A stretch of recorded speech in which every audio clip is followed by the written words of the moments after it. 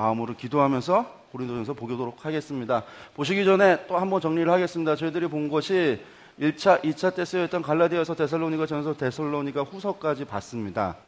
여기 보면 1차 때 몇 권 쓰셨냐면 한 권 쓰셨습니다. 2차 때 서신 2편을 쓰셨고요. 3차 때 3편, 4차 때 4편, 그럼 5차 때 3편입니다. 한 편 줍니다. 그래서 1, 2, 3, 4, 3인데 저희들이 이제 앞에 3권을 받고 뒤에 이제 3권, 4권, 3권에서 이것을 보도록 하겠습니다. 전도요정 저희들이 1차부터 2차까지는 다 지난번에 어제 보면서 말씀을 드렸고요. 그리고 고린도에서 데살로니가 전후서를 썼습니다. 안디옥에서 갈라디아서를 썼습니다. 그 다음에 3차를 보시면 어디서 편지를 쓰시냐면 에베소에서 한 편 쓰셨고 마게도니아에서 한 편 쓰시고 고린도에서 한 편 쓰십니다.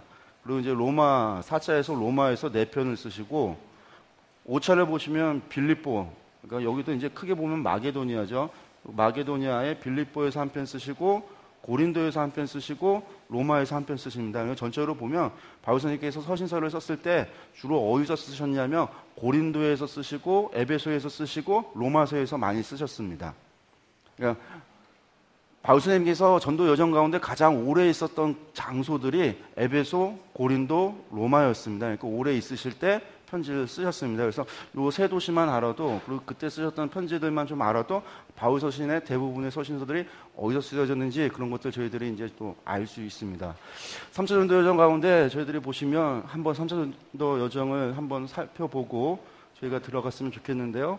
안디옥에서 시작을 합니다. 그래서 1차 때까지는 1차는 배를 타고 실루기라를 통해서 구브로를 통해서 버가를 통해서 이렇게 남갈라디아 지역 안디옥부터 시작해서 이고니온, 루스드라, 더베까지 왔다가 더베에서 다시 돌으셔서 루스드라, 이고니온, 안디옥에서 다시 돌아가셨습니다. 이렇게 1차 때만 이렇게 가시고 2차 때는 전부 다 안디옥에서 길리기아를 통해서 이 갈라디아와 부르기아를 지나서 2차 때는 무시아로, 3차 때는 아시아로 이렇게 전도 여정을 이제 이동을 하시는데 한 번도 다시는 구브로로 가지 않습니다. 바나바랑 싸우셔서 안 가셨는지 아니면 이제 그분의 성정상은 남이 세운 터 위에 짓지 않겠다라고 하는 구브로에는 많은 기독교인들이 있었기 때문에 거기에 갈 필요성을 느끼지 못하고 그러고 가셨던 것 같습니다. 그래서 늘 가는 길에 이 길 여정을 따라서 떠나가셨습니다. 그래서 안디옥까지 왔다가 안디옥에서 3차 때는 이제 에베소, 2차 때 에베소 장로들한테 오겠다. 하나님이 허락하시면, 성령이 허락하시면 오겠다라고 했던 약속대로 허락을 하셔서 에베소로 내려가는데 요 내려가는 길 이렇게 내려가서 에베소에서 3년간 사역합니다. 만 3년 채우지는 못하시고요. 한 2년 넘게 여기서 두란노에서 사역을 하시다가 무슨 일이 발생하냐면 고린도의 교회에 문제가 생겼다라는 겁니다. 고린도 교회는 바울 선생님께서 2차 때 전도 여정 가운데 고린도에서 18개월 동안 1년 반 동안 그곳에서 머물면서 교회를 세우셨고 그곳에서 누구를 만났냐면 브루스길라, 아굴라를 만나서 같이 사역을 하셨었습니다. 그리고 돌아오는 길에 브루스길라와 아굴라를 바울 선생님께서 에베소에 가지 못하니까 예루살렘을 돌아가야 되기 때문에 브루스길라와 아굴라 부부를 갖다가 에베소에 남겨두고 그 교회를 섬기도록 하고 당신은 예루살렘으로 와서 선교 보고를 하고 안디옥으로 돌아갔었는데 다시 가는 거죠. 근데 가는 길에 브루스길라와 아굴라에게 누가 오냐면 아볼로라고 하는 사람이 에베소에 옵니다. 근데 이 에베소 아볼로는 성령의 세례를 알지 못하는 자라 그래서 브루스길라와 아굴라가 잘 가르치고 그리고 그 교회가 그 사람을 파송합니다. 어디로 파송하냐면 고린도로 파송을 해서 고린도 교회를 섬기도록 합니다. 그래서 이 아볼로라고 하는 사람이 고린도에 건너가서 교회를 섬기고 있는데 그리고 3차 때 이제 바울 선생님은 안디옥을 거쳐서 에베소로 온 겁니다. 그러니까 바울 선생님은 그때까지 아볼로를 얼굴을 만난 적이 없고 그리고 도착해서 에베소에서 말씀을 전하고 사역을 하면서 아볼로가 누군지는 들었겠죠. 그러면서 이제 사역을 하셨는데 이 에베소에 있을 때 아마 2년이 넘어가는 기간에 고린도에서 어떤 문제가 생겨서 고린도 교회 문제가 소식이 에베소에 있는 바울 선생님에게 전달되어져 오기 시작을 합니다. 첫 번째는 글로의 집 사람들이 와서 교회 안에 문제가 있습니다라고 해서 그 사람들이 와서 바울 선생님한테 문제를 전합니다. 소식을 전합니다. 그리고 나면 조금 있다 고린도 교회에서 아예 공식적인 편지가 옵니다. 질문들, 우리 교회에 이러이러한 문제들이 있는데 바울 선생님이 개척을 하셨던 곳이니까 바울 선생님 이건 문제들을 어떻게 해결했으면 좋겠습니까? 라고 하는 질문, 편지가 옵니다. 그러면서 또 누가 오냐면 에베소에서 파송했던 아볼로가 한마디로 오늘날로 하면 선교사님이 가서 이곳에서 섬기다가 못해 먹겠다. 교회가 문제가 너무 많아서 못해 먹겠다고 아볼로가 고린도에서 에베소로 돌아오는 겁니다. 그래서 돌아오니까 너 왜 돌아왔어? 하니까 아볼로가 얘기를 하는 거죠. 고린도 교회에 이러저러한 문제가 있어서 도저히 못 있어서 왔습니다. 그래도 가 그랬더니 절대 안 가겠다라는 겁니다. 그러고 났더니 조금 이제 있다 보니까 무슨 일이 발생하냐면 고린도 교회 대표자들을 뽑아갖고 이번에 아예 대표자들을 뽑아서 스데바나와 부드나도와 아가이고라고 하는 세 사람을 대표자를 뽑아서 바울 선생님이 계신 에베소로 3명의 사람을 보냅니다. 그 사람들이 와서 공식적으로 바울 선생님에게 또 이야기를 하는 거죠. 교회에 이런 문제들이 일어났습니다. 교회에 이러한 사단들이 일어났습니다. 음행의 문제, 법정 소송의 문제, 분파 간에 교회가 갈라져서 싸우는 문제, 이런 우상에 대한 문제, 음식에 대한 문제 같은 교회에 관한 다양한 문제들이 있는데 이 문제를 어떻게 했으면 좋겠습니까? 바울 선생님에게 이야기를 하니까 바울 선생님이 보니까 고린도 교회가 아주 큰 문제가 발생했다라는 거죠. 그래서 바울 선생님께서 어떻게 하냐면 먼저는 디모데편에 얼렁 그 문제에 대해서 편지를 씁니다.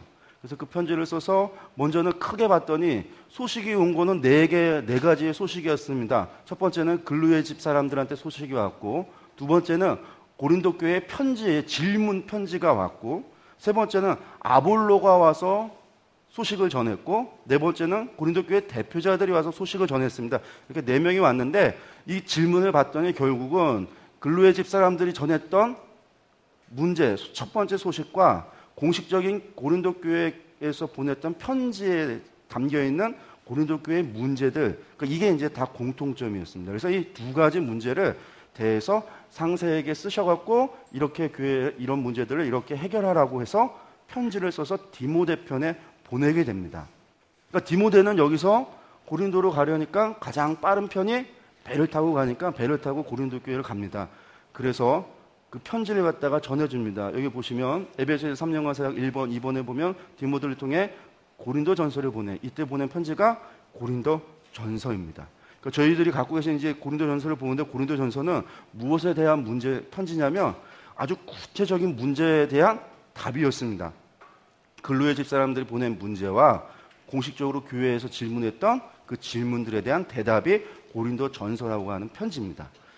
여러분들 바울 선생님의 편지는 크게 보면 한 두 가지로 구분할 수 있을 것 같습니다. 그 어떻게 구분을 하냐면 하나는 문제가 있어서 그 문제에 대한 답을 주기 위한 편지가 있고, 다른 하나는 당신의 소식을 전하거나 당신의 생각과 계획과 당신의 복음에 대해서 설명하고자 보내는 편지가 있습니다. 갈라디아 교회는 문제가 있어서 보낸 편지였고 고린도 전서는 문제가 있어서 보낸 편지입니다. 데살로니가 전서 같은 경우는 기쁨의 이제 편지였죠. 그 칭찬하려고 좋은 소식을 전하는 그런 편지였고, 후서는 문제가 있어서 보낸 편지였습니다. 고린도 전서는 그런 문제 때문에 보낸 편지가 고린도 전서입니다. 고린도 전서를 디모데가 가지고 가서 문제를 해결됐느냐? 해결이 안 됐습니다. 디모데가 좀 여린 사람이었다고 성경에서 기록들을 보면 좀 여린 사람이었던 걸로 보여지는데 문제를 해결하지 못하고 디모데가 돌아오는 겁니다. 와서 디모데가 얘기하는데 고린도 교회가 너무 심각한 상황이다. 그래서 바울 선생님께서 고린도 후서를 봤더니 바울 선생님께서 고린도 교회에 가셨다라는 고린도 후서에서 3번째 고린도 교회를 방문하겠다라는 계획을 이야기하시는데 2번 갔다라는 겁니다. 그 전에. 그러니까 2차 때 가셨고 또 갔다라는 얘기죠. 그래서 이때 이야기를 듣고 바울 선생님께서 고린도 교회에 가셔서 문제를 해결하려고 고린도 교회에 가셨었던 걸로 고린도 후서를 보니까 그렇게 그분의 여정이 발견되어집니다. 생각해 볼 수 있습니다. 그래서 갔었는데 해결 못하고 왔습니다. 바울 선생님이 아주 실망을 하고 에베소로 돌아온 다음에 그래서 뭘 하냐면 아주 눈물로 편지를 써서 이번에는 디도에게, 헬라 사람 디도에게, 안디옥에서부터 따라왔던 디도에게 그 편지를 써서 눈물로 쓴 편지를 써서 고린도로 보냅니다. 그래서 바울의 2차 고린도 교회 방문이 있었다가 돌아온 다음에 디도를 통해 눈물의 편지를 보냅니다. 그리고선 바울 선생님은 마게도냐에서 디도와 만나기로 약속을 하고 이제 떠나기 전에 이제 디모데하고 에라스도를 갖다가 마게도냐에 먼저 보내고, 떠나려고 할 때 무슨 사건이 일어나냐면 에베소에서 우리가 잘 아는 폭동, 소동이 일어나서 재판을 하려고 그러고 바울 선생님을 죽이려고 하고 막 그런 일들이 일어났을 때 바울 선생님이 이제 에베소를 떠나서 마게도냐로 갑니다.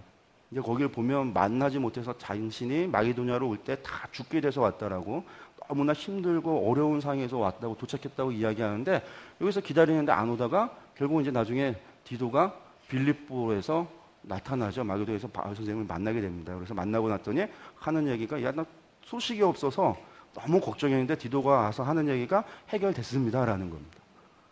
자기는 눈물의 편지를 쓰면서 아주 책망하고 아주 심한 말로 얘기를 했는데, 그것 때문에 이제 또 교회가 시험에 들까 걱정했더니 아주 세게 나갔더니 교회가 겁먹었는지 해결된 겁니다.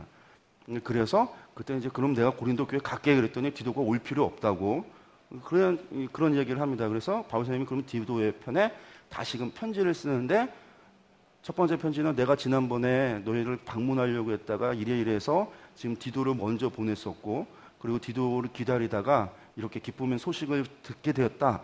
그러면서 이제 연보 관련 얘기도 같이 하면서 디도 편에 편지를 보냅니다. 근데 편지를 보내는데 이야기를 들어보니까 아직도 바울 선생님의 사도권을 가지고 얘기하는 사람이 있다라는 겁니다.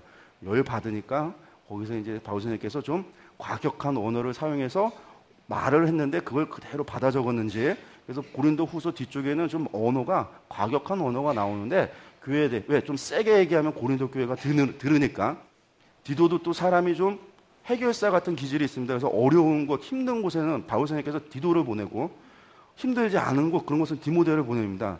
나중에 저희들이 보면 그레데 섬 같은 경우 아주 거기는 거짓말이 횡행하고 사람들이 억세고 힘든 지역이니까 디도 보내고, 그러니까 디모데 같은 경우는 저기 빌립보 교회에 보내고, 처음부터 그냥 돕던 아주 좋은 그런 사람들, 그런 교회에 보내거나 에베소에 보내고, 디도를 그렇게 한다라는 거죠. 그래서 디도를 편에 다시 고린도를 보내고, 바울 선생님께서는 일루리곤까지 복음을 다 전하고 난 다음에 고린도에 가서 3개월을 머물면서 로마서를 쓰고 이제 연보를 가지고 돌아오는 여정이 전체 3차 전도 여정입니다. 그래서 보시면 에베소에서 고린도 전서를 썼고, 여기 마게도냐에서 고린도 후서를 씁니다. 그리고 이 사이에는 눈물의 편지라고 하는 편지가 한 통이 더 있습니다. 전체 이야기를 들었더니 고린도 전서랑 고린도 후서라고 하는 이 두 편의 서신서는 이게 어떤 바울 선생님의 신학적인 무엇인가를 이야기하려고 하는 것이 아니라, 로마서 같은 책이나 아니면 갈라디아서처럼 또 복음에 대한, 칭의에 대한 어떤 믿음으로 말미암아 구원에 이른다라는 그런 이야기보다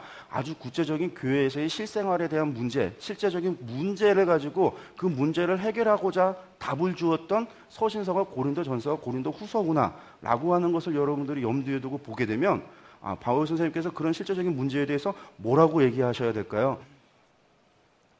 당연히 내가 너희에게 권면한다. 내가 너희가 이랬으면 좋겠다. 그리고 이것은 내 생각에는 이런 것 같다. 야, 봤더니 이것은 이건 명령이 아니고 하나님의 명령이거나 율법이 아니고 그냥 내 생각인 것 같은데 내 생각에는 이렇다. 그러니까 편지의 내용에 말씀이, 바울 선생님의 말씀이 그런 어투의 말씀입니다. 특히 이제 고린도전서가 그런 말투를 가지고 있습니다. 저희들 한번 들어가서 보도록 하겠습니다. 제목 같은 것들 그냥 여러분들 책을 보시고 넘겨주시면 좋겠고요. 보시면 이제 다 나오는 이야기들이니까 보셨으면 좋겠고, 연도가 이제 에베소에서 3년 동안 있을 때에 마지막 3년 차 정도에 쓰셨던 편지가 고린도 전서다. 다 말씀을 드렸습니다. 고릴로의 집사람들, 고린도에서 온 대표자들, 어려움과 분쟁에 대한 소식을 듣고 본서를 기록하게 되었다라는 것. 배경입니다. 고린도라고 하는 지역, 어제 제가 잠깐 말씀드렸지만 고린도는 항구 도시입니다.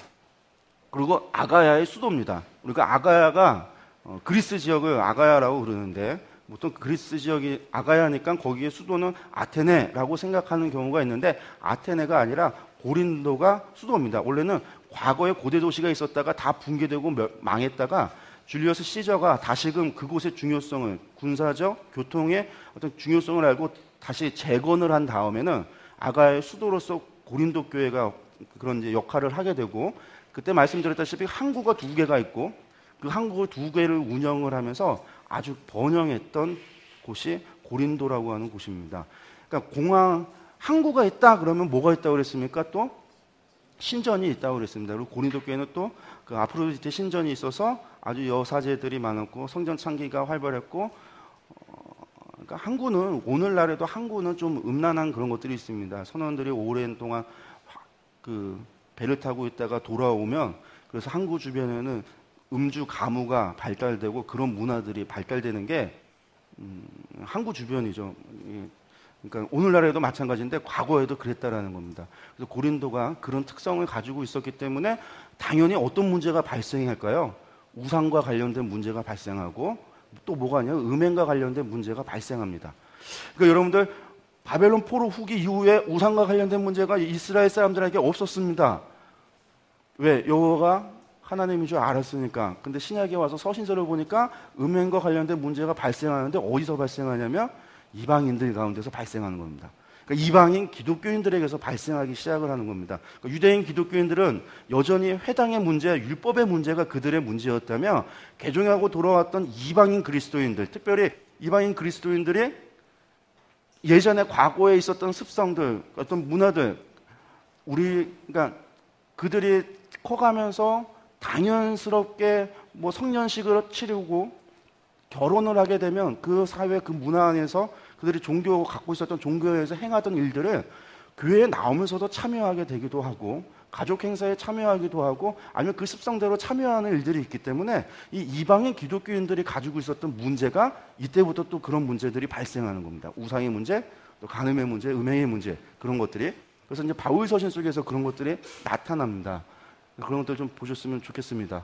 기록 목적은 아까 말씀드렸습니다. 근로의 집 사람들의 보고를 통해 제기된 문제를 해결하기 위해서 고린도 교회에서 온 편지에 제기된 질문에 답변하기 위해서 교회 성도들의 상황들에 대해 명확하게 복음으로 해석해주고 권면하기 위해서 고린도 전서를 썼습니다. 첫째가 끝을 보시면 하나님의 뜻에 따라 그리스도 예수의 사도로 부르심을 받은 그 바울과 형제 소스테네는 이라고 이야기해서 마지막에 나의 사랑이 그리스도 예수 안에서 너희 무리와 함께 할지어다 라고 맞춰지고 있습니다. 전체 보기를 보겠습니다. 전체 보기를 봤더니 전체 보기가 크게 두 개로 나누는데 아까 말씀드렸던 목적 그대로 근로의 집 편으로부터 들은 내용에 대해서 책망하는 이야기가 1장부터 6장까지입니다. 그리고 고린도 교회의 편지, 그들이 했던 질문에 대한 답변을 하기 위해서 7장부터 16장까지입니다.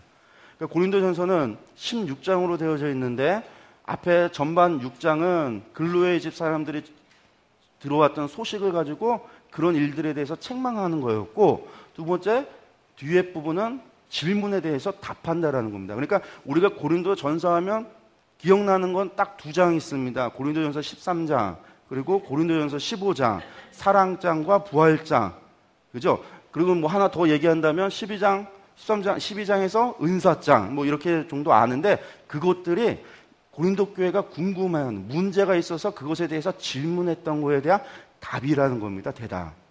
그러니까 그 이야기가 어떻게 나왔는가? 고린도 교회에 어떤 문제가 있었기 때문에 그것에 대한 대답으로 나왔다라고 하는 것들 여러분들 좀 기억하시면서 보셨으면 좋겠는데 이게 이제 여기 나와 있던 이 제목 작게 보기 자체가 각각의 문제들입니다. 첫 번째 근로의 집 편으로 들은 내용에 대한 책망인데 무슨 내용을 들었는데 책망을 하느냐? 첫 번째 교회 가운데 분쟁이 있다라는 거죠. 아볼로파가 있고 게바파가 있고 바울파가 있고 그리스도파가 있다라는 겁니다. 파당이 있다라는 겁니다. 교회는 참 이때부터 파가 있었던 것 같습니다. 처음부터. 그래서 문제가 있어서 분쟁이 있었다라는 거고 분쟁의 이유가 무엇인지 이제 밝히고 있습니다. 그래서 그것들에 대해서 책망합니다. 아볼로파는 뭐고 게바파는 뭐고 바울파는 뭐고 그리스도파는 뭐냐. 그래서 바울 선생님의 책망이 있습니다. 두 번째는 음행하는 자들의 문제가 있었습니다. 그래서 아버지와 그러니까 근친상간의 문제도 있었고 뭐 그런 일들에 대한 음행하는 자들에 대한 책망. 세 번째는 교회 안에 있었던 이 사람들 가운데 소송이 걸어졌는데 그것이 세상 법정 가운데 소송으로 나간 겁니다. 그래서 그 부분에 대해서 책망하는 이야기. 네 번째는 성적 부도덕함, 또 성적인 문제에 대해서 이야기합니다. 그러니까 고린도 교회 전체적으로 음행하는 것과 성적 부도덕함이라고 하는 것들이 아주 큰 문제였다라는 거. 고린도 도시 자체의 문제이기도 하고요. 그래서 이 부분에 대해서 책망을 하는 이야기고 후반부의 얘기는 무엇에 대한 답변을 하고 있냐면 결혼과 이혼과 독신에 대한 문제입니다. 결혼을 하는 것이 좋습니까? 안 하는 것이 좋습니까? 내가 이혼을 하는 것이 좋습니까? 안 하는 것이 좋습니까? 독신으로 사는 것이 좋습니까? 가부가 됐는데 다시 재혼을 하는 게 좋습니까? 이런 질문들이 교회 편지에서 오는 겁니다. 바울 선생님은 결혼을 했을까요? 안 했을까요? 뭐 한 번도 언급 안 되는 걸로 보면 안 하셨습니다. 그리고 편지에 보니까 당신은 독신이었다라는 거죠. 그래서 결혼 안 한 사람한테 가서 질문하고 상담하면 결혼 안 하는 게 좋다고 얘기하고, 결혼한 사람한테 가서 상담을 하면 결혼하는 것이 좋다고 그러고, 상담사가 이혼 경험이 있는 사람한테 가서 상담하면 100% 이혼하라고 합니다. 그게 상담이거든요. 그러니까 바울 선생님이 뭐라고 얘기할까요? 결혼하지 마, 차라리. 이혼했으면, 그래, 이혼했으면 다시 재혼하지 마. 과부가 됐으면, 남편을 잃었거나 아내를 잃었으면, 그래, 그대로 그냥 살아. 이게 바울 선생님의 대답입니다. 이따 한번 볼게요. 우상, 재물, 우상 숭배에 대한 부분에 대해서 이야기합니다. 그래서 우상에게 재물로 바쳐진 것들을 먹는 문제에 대해서 어떻게 합니까? 왜? 거기는 온갖 것이 다 장사되어서 파는 물건조차 우상에게 드렸던 것 같다 파는 부분이기 때문에 그걸 안 먹고 어떻게, 그런 문제들이 고린도 교회에 있었습니다. 이 부분. 그리고 또 하나는 머리에 쓰는 것, 이것이 이제 어떻게 되는가? 여자들이 머리를 쓰는 것이 옳은가요? 머리를 안 쓰는 것이 옳은가요? 이런 문제. 이것도 그 당시에 문화를 알아야 되는데, 성전 창기들은 머리를 빡빡으로 밀었습니다. 여자가 머리가 없으면 이 여자는 성전 창기구나, 창녀구나라고 했는데, 그것을 가리려면 모자를 쓰는 게, 교회에서 서로 모자를 쓰고 여자들이 있으면 그것이 구분이 안 되는데, 모자를 벗어버리면 이 사람은 괜찮고 저 사람은 창녀고, 그런 것들이 구분이 가잖아요. 그러니까 그런 부분도 당시에 문제가 있었습니다. 그래서 이런 문제들, 그리고 성만찬에 대한 문제들, 이런 것들에 대한 답변을 합니다. 그리고 교회 안에 은사를 갖다 내가 크다, 네가 크다, 그리고 은사에 대한 문제들이 일어나니까 은사가 무엇이냐? 근데 은사가 중요한 것이 아니라 사랑이 없으면 그 모든 것이 헛되다라는 것이죠. 싸우고 지지고 복구하니까 서로를 사랑하라라는 얘기를 하고 있는 겁니다. 그래서 사랑이 최고다. 사랑이 없으면 다 헛되다라는 이야기로 결론이 나는 겁니다. 그리고 부활에 대한 논쟁이 있습니다. 왜냐하면 히브리 사람들은 표적을 구하고 헬라인들은 사람이 부활하는 것을 헛되다는, 그것을 부활하지 않는다라고 생각하니까 그 부분에 있어서 충돌이 일어나는 겁니다. 그리스도의 부활을 증거하니까 그것이 그들한테 매력적인 말씀이 안 됩니다. 복음이 안 되고. 근데 부활을 빼놓고는 복음이 성립이 안 된다라는 게 바울 선생님의 주장입니다. 그 부활에 대한 이야기를 하고 성도를 위해서 연보, 지금 이제 예루살렘 교회가 큰 어려움에 있는데 그 예루살렘 교회를 위하여 우리가 힘을 걷는데 너희도 동참하자라는 이야기로 끝을 맺습니다. 고린도전서 끝났습니다. 이렇게 끝내면 안 되죠.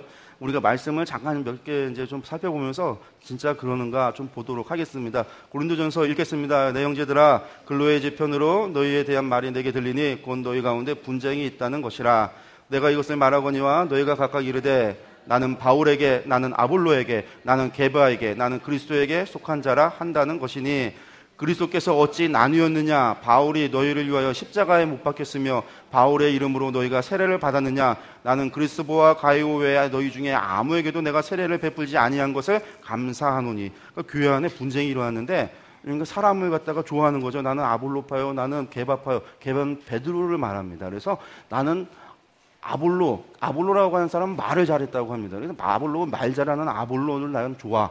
봤더니 바울 선생님은 말이 좀 부드럽고 잘하지 못했던 것 같습니다. 제가 좀 말을 좀 잘하지 못하는데 바울 선생님이 좀 말을 잘 못했던 것 같습니다. 좀 더듬기를 했는 것인지 바울 선생님 외모도 그렇게 썩 좋아 보이지 않습니다. 왜 좋아 보이지 않을까요? 원래 모습이 어땠는지는 모르겠지만 그분이 맞고, 그분이 돌에 맞고 매에 맞고 오늘같이 좋은 의료가 있고 후시딘이 있어서 상처가 싹 사라지고 그런 게 있었던 게 아니지 않습니까?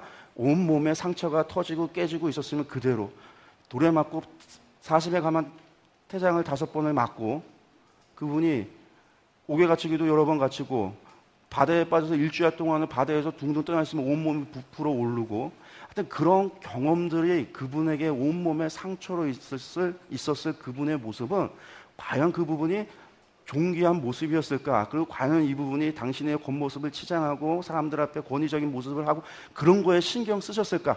안 그랬어요. 그분 생각해 보면 보기에는 아주 별 볼 일 없을 뿐만 아니라 사람이 참 도리어 참 불쌍해 보이는, 권위라고는 눈꼽맛이 없어 보이는, 그렇다고 말을 잘하는 것도 아니에요. 그러니까 바울 선생님 아볼로가 더 낫다라는 거죠.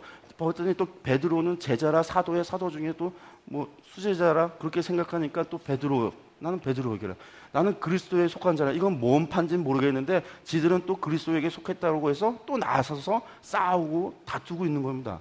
바울 선생님이 그 얘기를 들으니까, 야, 내가 너희를 위하여 십자가에 죽었냐? 내가 내 이름으로 세례를 받았냐? 내가 진짜 2명만 세례 준 게 참 감사하다. 더 줬으면 또 더 큰 분쟁이 일어났을 텐데 라고 하는 이야기를 하고 있습니다. 분쟁의 이유는 무엇일까요? 이런 분쟁이 일어났던 이유는 첫 번째는 복음을 전했던 바울 선생님께서 보냈던 복음에 대한 메시지를 오해하고 있기 때문입니다. 유대인은 표적을 구하고 헬라인은 지혜를 찾으나 우리는 십자가에 못 박힌 그리스도를 전하니 유대인에게는 거리끼는 것이고 이방인에게는 미련한 것이 됩니다. 부활에 있다는 말이 미련한 것이죠. 그래서 바울 선생님께서 아덴에서 복음을 전했을 때 부활에 대해서 이야기했더니 아무도 안 믿은 건 아니죠. 아덴의 선교가 실패한 게 아니라 아덴에도 그때 아레오바고에서 말씀을 전하고 교회가 세워졌으니까 우리가 거기에 말씀에 뭐 복음의 피에 피자도 안 나오고 그래서 뭐 보혈을 증거하지 않아서 교회가 안 됐더니 아테네 선교는 실패했다더니 그렇게 말하는 사람들이 있는데 거기 교회가 세워졌거든요. 그때 보면 이제 그 헬라 사람들이 아테네 사람들이 부활에 대한 얘기를 하니까 미련하다고 해서 바울 선생님의 귀를 기울이지 않았습니다. 그러니까 헬라인들은 지혜를 찾고 그러다 보니까 그런 것들에 있어서 바울 선생님의 복음이라고 하는 것, 그리스도의 부활과 그분의 복음이 매력적이지 않은 거죠. 유대인들은 표적을 구하는데 꺼리끼는 거죠. 예수님께서 죽으셨다가 부활하셨다는 사실이 왜 유대인들이 죽였고 유대인들이 그런 문제들이 있으니까 그러니까 오직 부르심을 받은 자들에게는 유대인이나 헬라인이나 그리스도는 하나님의 능력이요 하나님의 지혜니라. 하나님의 어리석음이 사람보다 지혜롭고 하나님의 약하심이 사람보다 강하니라. 그러면서 이 사람들이 왜 분쟁이 일어났는지, 왜 바울 선생님의 복음을 곡해했는지, 오해했는지, 그것은 결국 그 사람들이 추구했던 게 무엇인지, 지혜를 구하고 표적을 구하는 그 사람들의 그러한 신앙의 경향 때문에 일어났다라는 것이고, 사람에 대한 오해입니다. 바울 선생님에 대해서 그런즉 아볼로는 무엇이고 바울은 무엇이냐, 그들은 주께서 각각 주신 대로 너희로 하여금 믿게 한 사역자들 뿐이다. 그래서 나는 심었고 아볼로는 물을 주었으되 오직 하나님께서 자라나게 하셨나니 라는 거죠. 그런즉 심는 이나 물 주는 이는 아무것도 아니로되 오직 자라게 하시는 이는 하나님뿐이다. 전하는 사람이 중요한 것이 아니라 하나님께서 자라나게 하신다라는 겁니다. 심는 이와 물 주는 이는 한 가지니 각각 자기가 일한 대로 자기의 상을 받으리라. 우리는 하나님의 동역자들이요 너희는 하나님의 밭이요 하나님의 집이니라.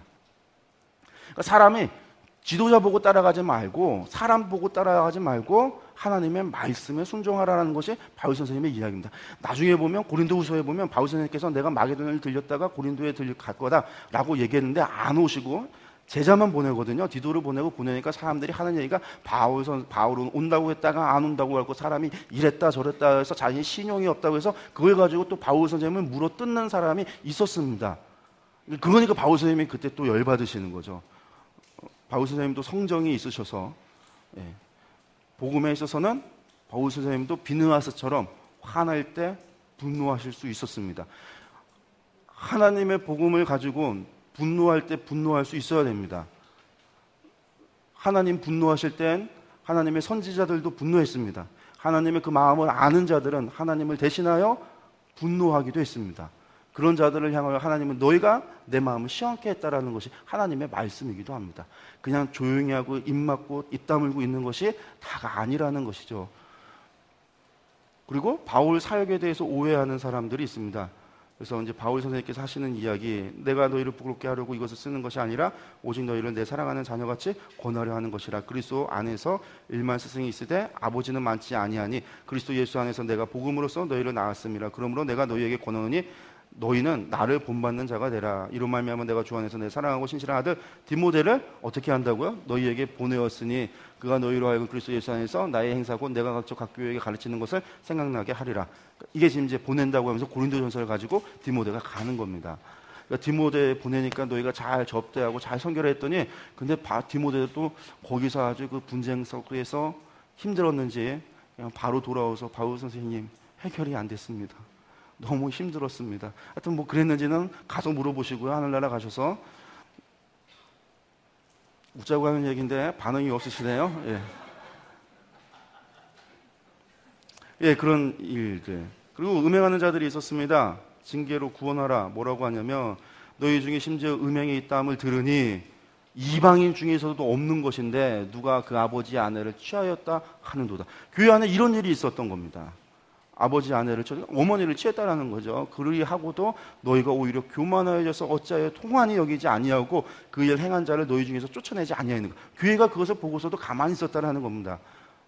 뭘 아무 하지 않았다는 겁니다. 그러니까 바울 선생님께서 이것을 통한이 여기고 왜 가만히 내면 차라리 내쫓아 버려라 라는 것이죠. 징계로 그리고 부도덕한 신자들과 상종하지 말라고까지 이야기합니다. 이제 내가 너희에게 쓴 것은 만일 어떤 형제라 일컫는 자가 음행하거나 탐욕을 부리거나 우상숭배를 하거나 모욕하거나 술 취하거나 속여 빼앗거든 사귀지도 말고 그런 자와는 함께 먹지도 말라 함이라. 밖에 있는 사람들을 판단하는 것이야 내게 무슨 상관이 있으리오마는 교회 안에 있는 사람들이야 너희가 판단하지 아니하랴. 밖에 있는 사람들은 하나님 심판하려 하시려니와 이 악한 사람은 너희 중에서 쫓아내라. 교회에서 쫓아내라는 것. 왜 그럴까요?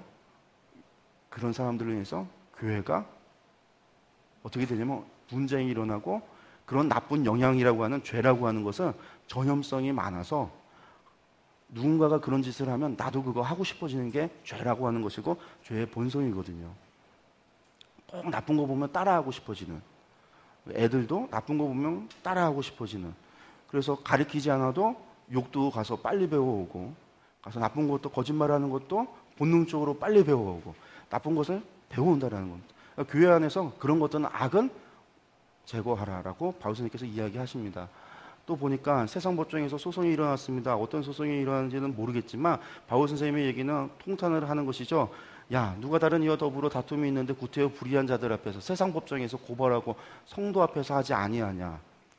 성도가 하나님의 백성이 세상 사람들을 판단해야 될진데 너희가 어떻게 불의한 저 세상 사람들한테서 재판을 받을 수 있느냐라고 하는 게 바울 선생님의 이야기입니다. 성도가 세상을 판단할 것을 너희가 알지 못하느냐. 세상도 너희에게 판단을 받겠거든 지극히 작은 일 판단을 감당하지 못하겠느냐 하면서 너희가 피차 고발함으로 너희 가운데 이미 뚜렷한 허물이 있나니 차라리 불의를 당하는 것이 낫지 아니하며 차라리 속는 것이 낫지 아니하냐.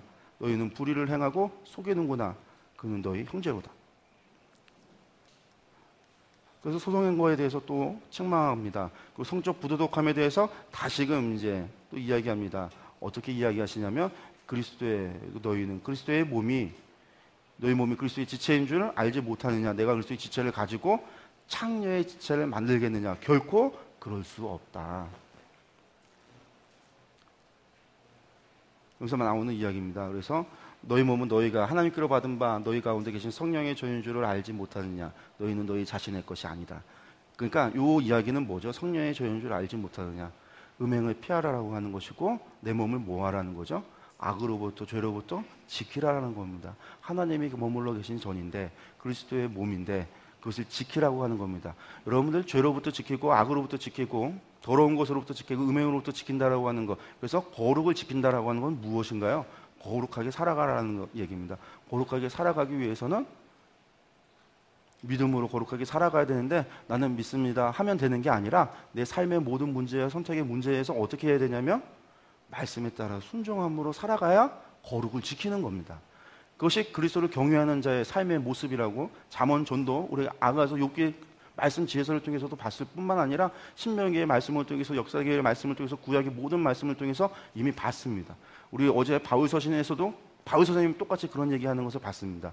바울 선생님이 아주 실질적인 구체적인 이야기 속에서 그렇게 하라라고 하는 것이죠. 그래서 너희 몸으로 하나님께 영광을 돌려라. 하나님께 어떻게 영광이 되냐면 내 몸이 어떻게 돼야 되기 때문에 정결하고 깨끗하고 거룩하게. 그 얘기는 내 몸을 깨끗이 씻으라라는 얘기 아니라 내 삶이 거룩하고 내 삶이 정결하고 내 삶이 의로움으로 하나님께 영광을 돌리라는 것이 바울 선생님의 말씀입니다.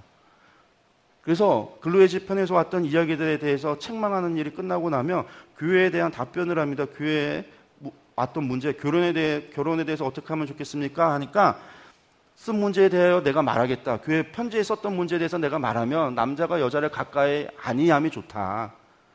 아예 가까이 하지 않으면 좋다라는 겁니다. 가까이 하지 좀 같이 앉으셨으면 떨어지세요. 음행을 피하기 위하여 남자마다 자기 아내를 두고 여자마다 자기 남편을 둬라.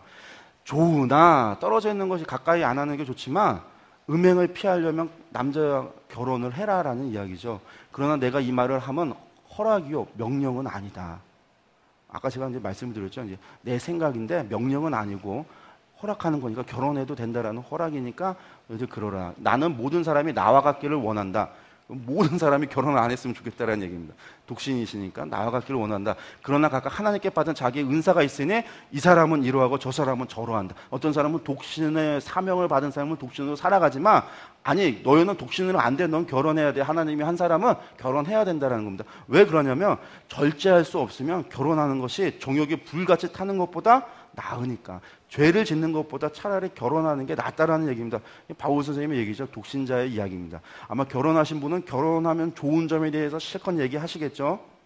근데 뒤에 보니까 결혼하면 그 마음을 남편은 아내에게 뺏겨서 하나님께 집중하지 못하고 아내는 남편을 생각함으로 하나님께 집중하지 못하기 때문에 결혼 안 하는 것이 좋지 않겠느냐. 바울 선생님 또 그런 얘기도 하십니다.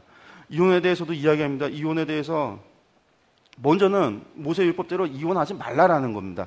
그런데 만약에 믿지 않는 사람과 결혼했는데 그 종교의 문제 때문에 하나님을 믿는 신앙 때문에 어려우면 이혼해버려. 그거는 이혼에 괜찮아. 바울 선생님의 이야기입니다.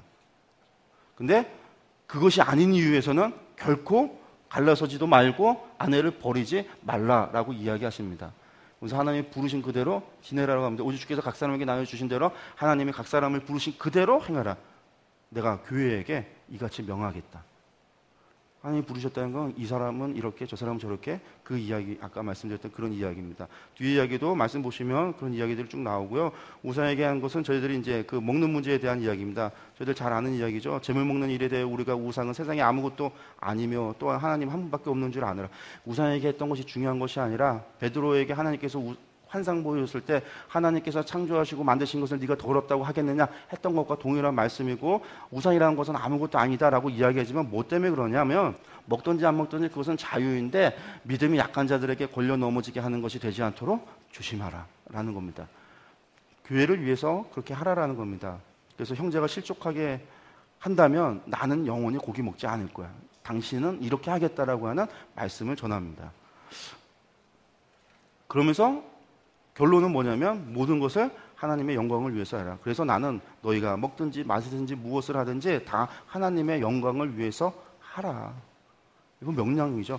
유대인에게나 헬라에게나 하나님의 교회나 거치는 자가 되지 말고 걸리는 사람이 되지 말고 시험에 들게 하는 그런 사람이 되지 말고 그게 뭐냐면 믿음 약한 자 앞에서 먹음으로 말미암아 그 사람들을 실족하게 하는 사람이 되지 말고 나와 같이 모든 일에 모든 사람을 기쁘게 하여 자신의 유익을 구하지 아니하고 많은 사람의 유익을 위하여 그들로 구원을 받게 하라라는 말씀을 전하고 있습니다.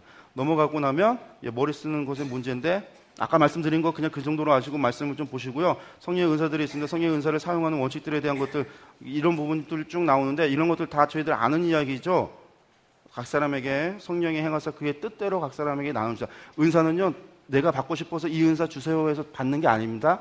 하나님이 주시는 게 은사입니다. 그리고 다른 얘기로 한다면 여러분들 달란트와 은사는 다르다라는 거 아셔야 됩니다.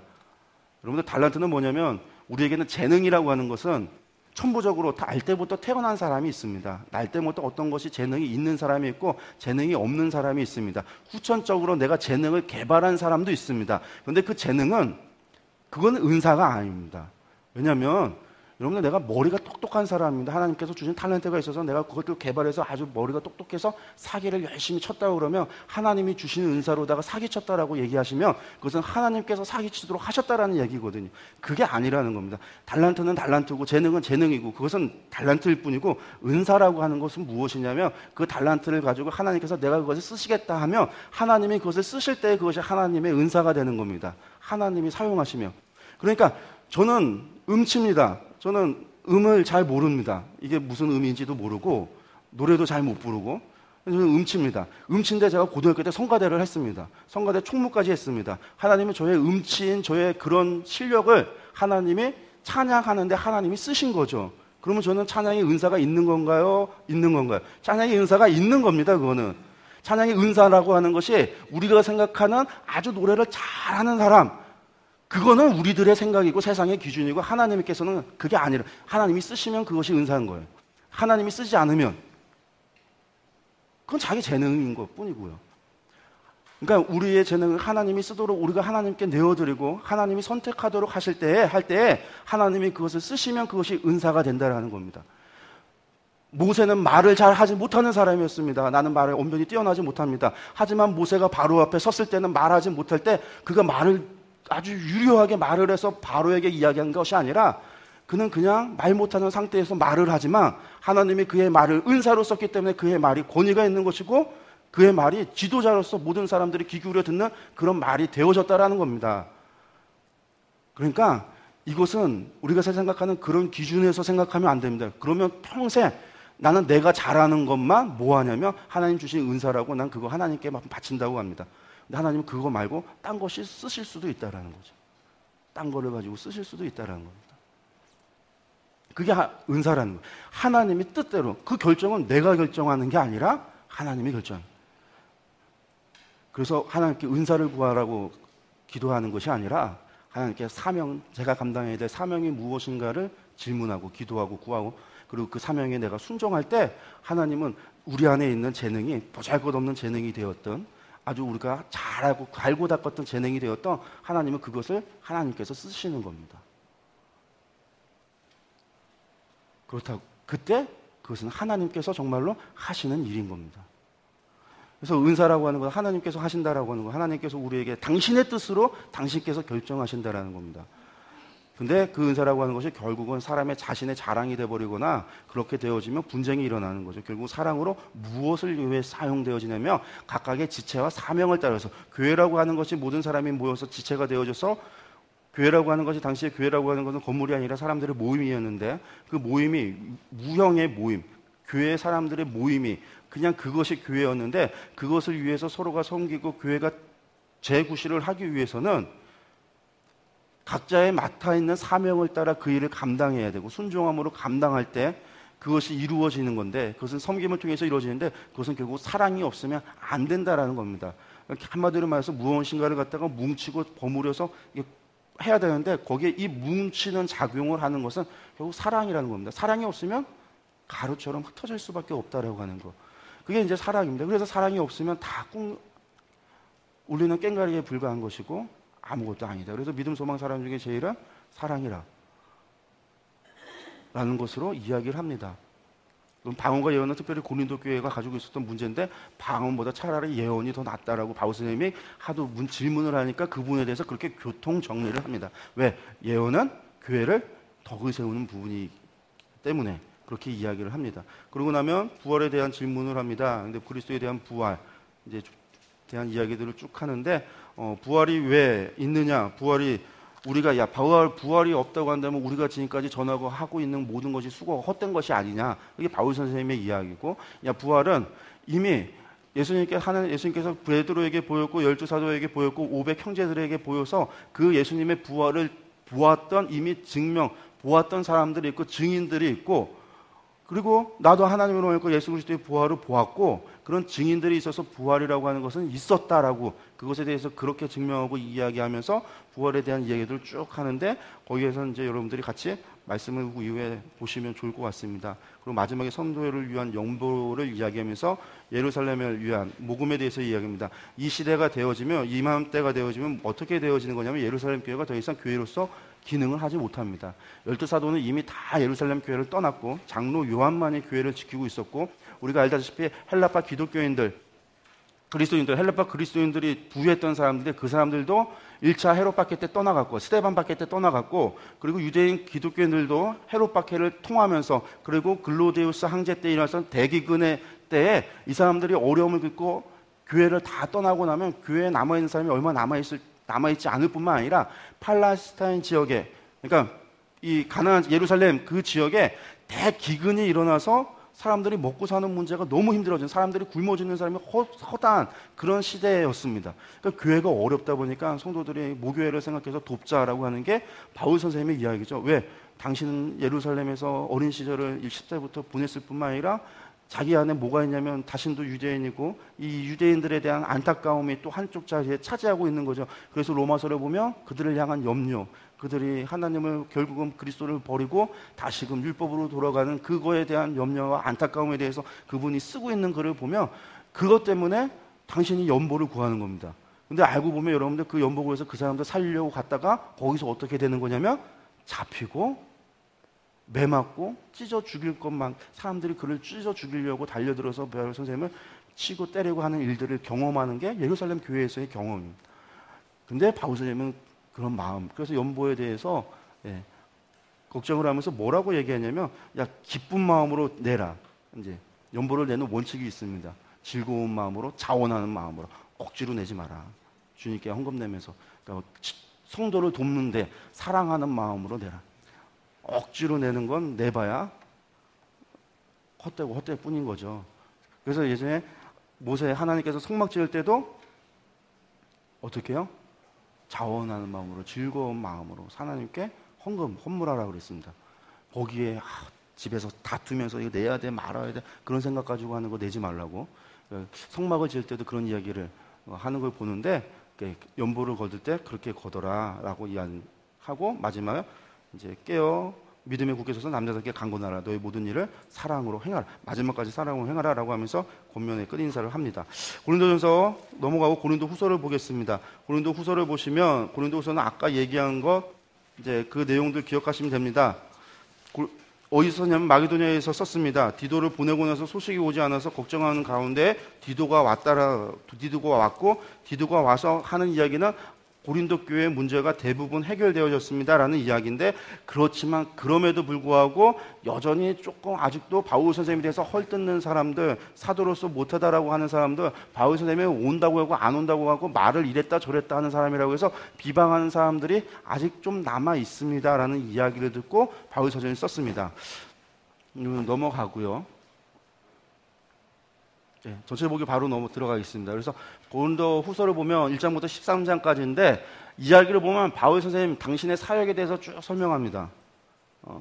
그러면서 마지막에 연보의 권면을 해서 마치 9장까지가 딱 끝나는 것 같고요. 그리고 10장부터 13장까지는 여기가 사도직에 대해서 변호라고 되어 있는데, 변호하는 거니까 사도직에 대한 얘기를 하니까 바울 선생님 누가 사도직만 걸고 넘어가면 화나는 거죠. 그리고 여기 그렇게까지 했는데 이것들이 아직도 그래? 열받은 거죠. 그래서 말이 억양이 갈라디아서처럼 아주 고조되어 있습니다. 감정이 격앙되어져 있는 어투로 말할 뿐만 아니라, 바울 선생님이 당신의 이야기를 한 번도 한 적이 없는데, 어떤 이야기를 한 적이 없냐면 당신께서 어떻게 복음을 위하여 어떠한 고난과 어떠한 어려움을 겪었는지에 대해서 말한 적이 없습니다. 그래서 사도행전에 누가가 사도행전을 썼지만 누가도 그것에 대해서 자세히 기록하지 않았어요. 자신이 경험한 거에 대해서만 기록했습니다. 왜냐하면 드고아에서 함께 합류해서 바울 선생이 2차 전도여행 가운데 했기 때문에 빌립보에서 감옥 간 거는 기록하고 있지만 1차 전도여행에서 뭐 했는지는 잘 모르고 그냥 들은 것만 적었는데 자세히 몰랐어요.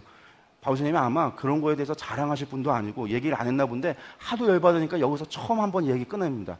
바울 5차까지 가운데 바울 선생님의 전도여행 가운데 중간인데 한 번 얘기하고 그 뒤로는 얘기 또 안 합니다. 나중에 디모데 후서에서 디모데에게 얘기할 때, 그분이 죽기 직전에 순교를 바라보고 당신의 죽음을 바라보면서 디모데에게 할 때, 그때 처음 얘기 한번 꺼냅니다. 그러니까 그런 감정의 뒤에가 나와서 많은 사람들이 얘기할 때, 야, 이거 편지가 두 개 동강나 있는 서로 다른 편지인데 이게 합쳐진 것이 아니냐, 혹은 이게 먼저 앞에 있고 이게 뒤로 가서 편집이 잘못된 것이 아니냐, 사람들이 그렇게 이렇게 주장하는 사람들이 있는데, 편지가 고린도전서가 1장부터 13장까지 되어져 있습니다. 이게 최종 형태의 편집이 우리 손에 이렇게 들어왔는데, 연보까지 다 하고 나서 들은 얘기가, 그런 얘기 들을 수 있잖아요. 바울 선생님께서 글을 쓰다가도, 사람이 또 일기를 쓰다가도 감정이 올라오면 딴 얘기 할 수도 있고, 글체가 달라질 수도 있고, 말을 하고 대피를 하고 있는 건데, 다른 사람이 말을 하고 있는 걸 듣고 쓰고 있는데, 이렇게 쭉 얘기를 하다가 갑자기 욱하고 올라오면 말이 좀 험하게 나올 수도 있는 거죠. 근데 그거 야 지워 다시, 그런 게 아니라 당시의 글이라고 하는 것은 파피루스 종이나 양피지에 썼는데 얼마나 귀한 겁니까? 종이가 있었던 시대도 아니고 한 번 썼던 거 야 이거 지워 다시, 그런 상황이 아니거든요. 그러니까 그냥 그대로 쭉 이어서 썼을 수도 있고, 그런 것들은 이제 우리가 디테일한 것은 천국 가서 바울 선생님에게 물어보면 바울 선생님이 아마 자세하게 설명해 줄 겁니다. 기록을 하실지 안 하실지는 모르겠지만 기억하시겠죠. 이때 욱한 거, 그때 또 얘기하시면서 바울 선생님이 욱하셔서 화내실 수도 있습니다. 그때 이런 것들. 어쨌든 그런 이 후반부의 이야기가 10장부터 13장까지가 그런 분위기다라고 하는 것을 여러분들 보시면, 바울 선생님의 이야기를 보시면 앞에 가서 여기까지 고린도 전서를 보내고 디도를 보내고 난 다음에 여정에 대해서 이야기합니다. 고린도 방문 계획이 변경됐음을 이야기합니다. 원래는 고린도에 갔다 마게도냐에 들렸다가 다시 고린도에 갔다가 그리고 예루살렘에 갈 거다 했는데 고린도 교회에 못 가고 마게도냐로 온 거죠. 그래서 이제 그렇게 바뀌게 되어진 그 문제에 대해서 변경된 변경된 사건에 대해서 이야기하고 새 언약의 일꾼이 됐던 바울이었고 바울 선생님께서 내가 어떻게 그리스도의 일꾼이 되었는가 그거에 대해서 당신에 대해서 이야기를 합니다. 왜냐하면 무슨 일이 있냐면 당시에 사도들의 추천서를 들고 다니면서 교회를 방문해서 말씀을 전하는 사람들이 있었습니다. 그러니까 예루살렘 교회에서 사도들이 이 사람은 하나님 믿고 잘 믿는 사람이다라고 추천서를 써주며 그 추천서를 가지고 교회들을 찾아다녔던 사람들이 있었다라는 겁니다. 그 사람들이 고린도 교회에서 와서 하는 얘기가 바울은 추천서도 없다라는 거죠. 사도도 아닌데다가 사도로 인정도 못 받고 사도들의 추천서도 없는 사람이다라고 이야기했었다라는 겁니다. 그러니까 바울 선생님이 하는 얘기가 나는 그런 추천서 필요 없고 나는 하나님한테 추천받았다. 사도진 얘기하면 나는 하나님이 나를 사도로 임명했다. 예수 그리스도께서 나를 임명했다. 나는 부활하신 예수님을 만났다. 그렇게 얘기하시잖아요. 추천서 얘기하니까 추천서도 나는 하나님께 직접 받았다. 어떡할 건데? 이거죠. 추천서 하나님으로부터 받았다라는 이야기합니다. 예수 오직 나는 그리고 당신이 그래서 뭘 하시냐? 오직 예수 그리스도를 전파한다. 우리는 우리를 전파하는 것이 아니라 나는 나를 전파하는 것이 아니라 오직 그리스도 예수의 주 되신 것과 또 예수를 위하여 우리가 너희의 종된 것을 전파한다. 이게 바울 선생님의 전한다라는 겁니다. 그리고 이런 복음을 전하는 동기, 내가 그 일을 하는 이유는 뭐냐면 그러므로 우리가 이제부터는 어떤 사람도 육신을 따라 알지 아니하노라. 비록 우리가 그리스도도 육신을 따라 알았으나 이제부터는 그같이 알지 아니하노라. 그런즉 누구든지 그리스도 안에 있으면 새로운 피조물이라. 이전 것은 지나갔으니 보라 새 것이 되었도다. 모든 것이 하나님께로 났으며 그가 그리스도로 말미암아 우리를 자기와 화목하게 하시고 또 우리에게 화목하게 하신 직분을 주셨으니 곧 하나님께서 그리스도 안에 계시사 세상을 자기와 화목하게 하시며 그들의 죄를 그들에게 돌리지 아니하고 화목하게 하시는 말씀을 우리에게 부탁하셨느니라. 나에게 부탁했다는 거예요. 우리에게 사도들에게 복음을 전하는 자들에게 부탁했다라는 거. 하나님 부탁했는데 안 하겠냐? 니들 같으면? 그 얘기죠. 난 그래서 우리가 그리스도를 대신하여 사신이 되어 하나님이 우리를 통하여 너희를 권면하시는 것 같이 그리스도를 대신하여 간청하노니 너희는 하나님과 화목해라. 이게 이제 바울 선생님의 이야기입니다. 왜 복음을 전하는가? 당신에 대해서 그렇게 설명을 하십니다. 그리고 고린도 교회를 향해서 격려하고 이제 회개했다라는 얘기를 들으니까 기뻐하는 거죠. 바울 편지에 대한 고린도의 반응. 그러므로 내가 편지로 너희를 근심하게 한 것을 후회하였으나 이게 눈물로 쓴 편지 고린도 전서가 아니라 후회했으나 지금은 후회하지 아니하면 그 편지가 너희로 잠시만 근심하게 한 줄을 알미라. 내가 지금 기뻐하는 것은 너희로 근심한 까닭이 아니요 도리어 너희가 근심함으로 회개함에 이른 까닭이라. 너희가 하나님의 뜻대로 근심하게 된 것은 우리에게서 아무 해도 받지 않게 하려 함이라. 근심이 왜 발음이 안 될까요? 금신. 하나님 뜻대로 하는 근심은 후회할 것이 없는 구원에 이르게 하는 회개를 이루는 것이요 세상 근심은 사망에 이르게 하는 거다. 그래서 너희의 회개에 대한 기뻐하는 이야기를 합니다. 그리고 나서 이제 무엇에 대해서 얘기하냐면 연보에 대해서 이야기합니다. 이제 어느 정도 문제가 해결됐으니까 너희들도 이제 연보 내라. 준비를 어떻게 하냐? 그러면서 연보에 대한 올바른 자세, 아까 얘기했던 것들입니다. 적게 심는 자는 적게 거두고 많이 심는 자는 많이 거둔다 하는 말이로다. 각각 그 마음에 정한 대로 할 것이요 인색함으로나 억지로 하지 말지니 하나님은 즐겨내는 자를 사랑하셔. 억지로 낼 것 같으면 아예 내지 마십시오. 낼 거면 정말로 즐거운 마음으로 내십시오. 기뻐하는 마음으로 하나님 연보하십시오. 이 연보는 헌금이 아니라 성도를 위한 구제입니다. 근데 하나님께 드리는 것도 마찬가지입니다. 쥐꼬리 많은 거 드려놓고 하나님 앞에 생색내지 하셔는 안 되고 나 이만큼 드렸으니까 하나님 이만큼 나에게 뭔가를 해주기를 기대하는 것이 아니라 드린 거에 대해서는 잊어버리시. 왜 그런 생각을 합니다. 재물을 하나님께서 태우라고 하셨을까요? 화목제는 나눠 먹지만 나머지는 다 태워서 없어버리라고 그랬습니다. 하나님께 드린 거 뒤돌아보지 말라는 거죠. 그거는 아버지께 드렸으면 하나님 것이니까 우리가 하나님께 헌금을 낼 때에도 하나님께 예물을 드릴 때에도 드린 것으로 잊어버리시기 바랍니다. 하나님께 기뻐하는 마음, 하나님 거니까. 그 뒤로는 연보에 대한 이야기를 하고 나서 바울 선생님께서 갑자기 분위기가 바뀝니다. 그런데 무슨 이야기를 하냐면 아직도 무슨 얘기하는 거죠? 바울 선생님에 대해서 이야기하는 사람들이 아까 그렇게 편지에 대해서 당신에 대해서 했던 일에 대해서 그렇게 쭉 얘기했지만 이때 되면 자랑하고 하는 사람들에 대한 것들이 그런 이야기를 들었던 것 같습니다. 그런 얘기를 듣고 나니까 바울 선생님이 화가 나셨던 것 같아요. 감정이. 그래서 당신의 이야기를 합니다. 니들만 자랑한 것이 있느냐? 자랑하는 자는 주 안에서 자랑할지니라. 옳다 인정함을 받는 자는 자기를 칭찬하는 자가 아니요 오직 주께서 칭찬하는 자가 칭찬하는 자가라는 이야기 하면서 무슨 얘기를 하냐면 바울 선생님은 무엇을 자랑하냐면 당신의 약함에 대해서 자랑합니다.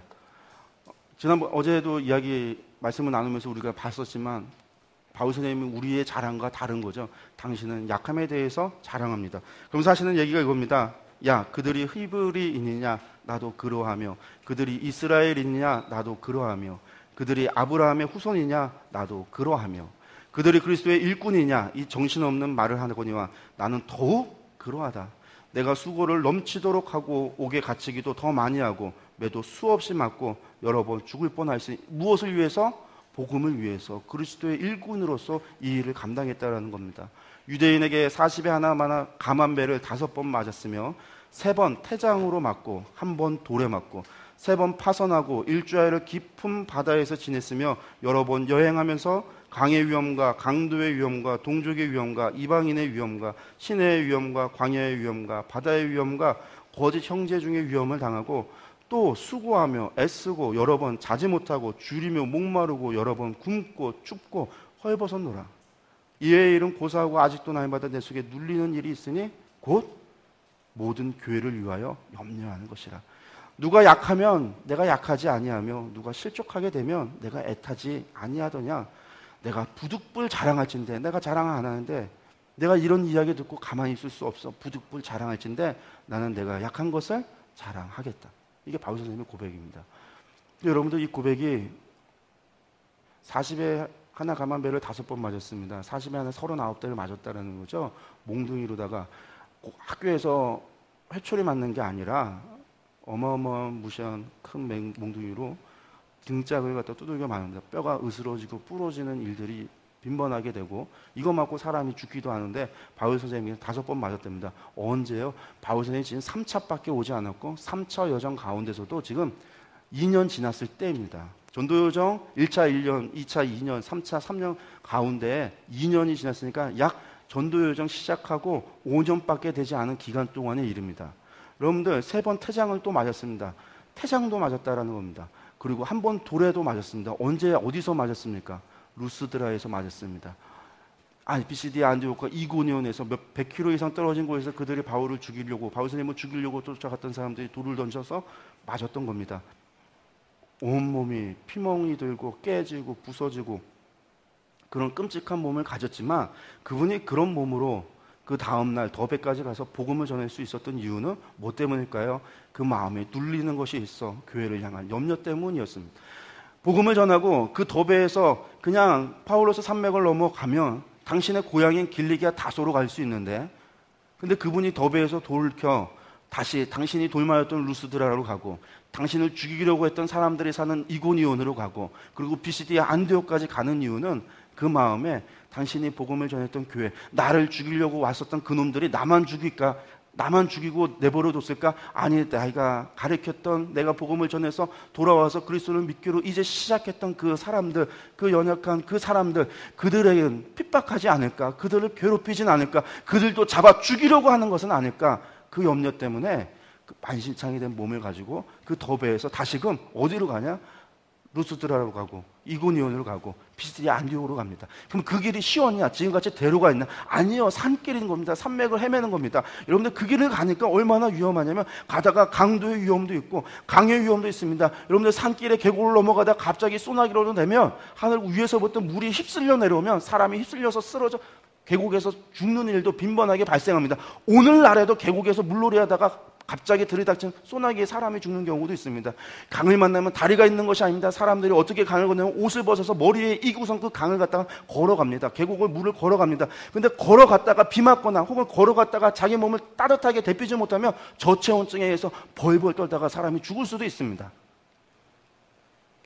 그런데 그가 그렇게 가다가 고향 사람 만나면 반가워야 되는데 동족의 위험을 만납니다. 갔더니 동족을 만나면 고향 사람 만나면 더 위험한 겁니다. 이것들이 바울 선생님을 죽이려고 하는 유대인들을 만날 수 있습니다. 이방인을 만나는데 이방인도 위험합니다. 자신을 죽이려고 하는 이방인의 위험을 겪습니다. 시내의 위험이 있다라는 이야기가 바로 그런 겁니다. 광야의 위험이 있습니다. 들짐승의 위험이 있습니다. 바다의 위험이 있어서 일주일을 바다에서 지내는 경우도, 파손되어서 지내는 경험도 있었습니다. 이게 로마 가는 길에 있었던 것이 아니라 1, 2차, 3차 오는 과정 가운데 있었던 일들입니다. 거짓 형제 중에 위험도 당합니다. 그가 열심히 수고하는데 잠도 자지 못하고 줄이고 목마르고 여러 번 굶고 춥고 헐벗었던 적도 있다라는 겁니다. 그런데 그럼에도 내 안에 눌리는 것이 있고 내 안에 염려하는 것이 있는 것은 다른 게 아니라 모든 교회를 향한 염려다. 바울사님이 처음으로 당신의 이야기를 꺼내놓은 이야기입니다. 다른 서신서에 이런 이야기 하시지 않았습니다. 그런데 놀라운 것은 이게 여기 끝이 아니라는 거죠. 이거 끝나고 고린도 교회에 있다가 예루살렘으로 돌아가면 성령의 감동으로 사람들이 다 알아요. 바울 선생님이 이대로 가면 어떤 고난을 겪을지, 어떤 고초를 겪을지. 그러니까 바울 선생님 가지 말라고. 성령의 감동으로 그들을 깨달았지만 그들의 마음은 바울 선생님이 그 길 가지 않았으면 하는 마음으로 바울 선생님을 붙잡고 가지 말라고 그렇게 붙잡는데, 바울 선생님은 그들에게 뭐라고 얘기했냐면, 내가 달려갈 길 주 예수께 받은 사명 곧 하나님의 은혜의 복음을 증거하는 일을 위해서는 내가 생명조차 귀한 것으로 여기지 않겠다. 그러고 가는 거죠. 그 예루살렘에서 붙잡히셔서 세상에 백부장이, 로마 백부장이 보니까 유대인들이, 바리새인과 사두개인들이 바울 선생님을 얼마나 주업했는지 찢어 죽일 것 같다라는 겁니다. 이방인 제3자가 봐도 이거는 내버려 두면 바울 선생님을 찢어서 죽일 것 같으니까 그들을 말려서 바울 선생님을 감옥에다 놓습니다. 온몸이 죽은 자와 같이 쓰러져 있는 그 바울 선생님에게 그 밤에 누가 나타나냐면 예수님 나타나시는 거죠. 그 예수님께서 바울에게 하는 이야기가, 바울 선생님에게 하는 얘기가 무서워하지 말라, 담대하라. 너 아직 끝이 아니고 로마에서도 이처럼 전해야 된다라는 이야기를 하십니다. 무슨 얘기입니까? 로마에서 이처럼 한다는 얘기는, 야, 아직 너의 고난 끝나지 않았다. 가서 너 이렇게 또 전해야 된다는 겁니다. 그 정도 상황 되면, 좀 하나님 오셨으면 신유의 은사로 깨끗하게 좀 치료도 해주시고, 좀 힘내라고 응원도 해주시고, 위로의 말 한마디 해주셨으면 좋겠는데, 하나님은 아무 위로의 말 없습니다. 담대하라는 로마에서 또 이렇게 복음 전해야 된다. 근데 그거 아십니까? 바울 선생님께서요, 다메섹 도상에서 예수님 만났을 때, 아나니아에게 이미 설명합니다. 바울 선생님이 앞으로 당할 고초와 이런 일들을 하나님께서 바울 선생에게 다 보여주셨습니다. 바울 선생님 고백입니다. 하나님 예수께서 나에게 다 보여주셨다. 당신이 당할 고초와 이런 고난을. 바울 선생님 처음 시작 때부터 그 길을 알고 갔던 거죠.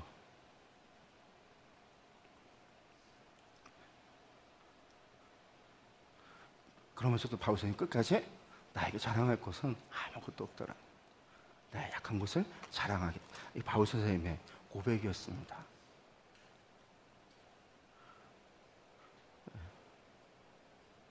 그러면서 이제 방문에 대한 준비에 대한 이야기 넘어가겠습니다. 말씀을 보시고요. 아는 이야기들이 뒤에 나오니까요. 그러면서 그들에게, 야, 너희들 자신을, 너희는 믿음 안에 있는가, 너희 자신을 시험하고, 너희가 정말 믿음 안에 있는지 없는지 시험하고 너희 자신을 확증하라. 예수 그리스도께서 너희 안에 계신 줄을 너희가 스스로 알지 않느냐, 알지 못하느냐. 그렇지 않으면 너희는 버림받은 자니라. 우리가 버림받은 자가 되지 아니한 것을 너희가 알기를 내가 바란다. 여러분도 여러분들 자신을 시험해 보시기 바랍니다. 내가 정말로 하나님을 사랑하고 있는지, 여러분들 내가 정말로 하나님 믿고 있는 건지, 나의 인생의 방향이 정말로 하나님께 초점 맞춰져 있는 건지, 내가 가는 이 길이 하나님이 말씀하신 그 길인지 여러분들 검증해 보시기 바랍니다. 확증하시기 바랍니다. 그렇지 못하면 여러분들 다 가짜라는 거죠. 저도 가짜라는 겁니다. 제가 그러지 못하면 가짜라는 거죠. 마지막 그날에 예수님 만났더니, 예수님 내가 너희 도무지 누구인지 알지 못한다. 그렇게 되면 우리는 단지 그냥 예수님 팔아먹는 교회 업자일 뿐이라는 겁니다. 말씀 가지고 장사하는, 빌어먹는 사람들일 뿐이라는 겁니다. 여러분들도 여러분들을 시험해 보시기 바랍니다. 바울 선생님이 고린도에 했던 그 시험을 여러분들이 해보시기 바라겠습니다.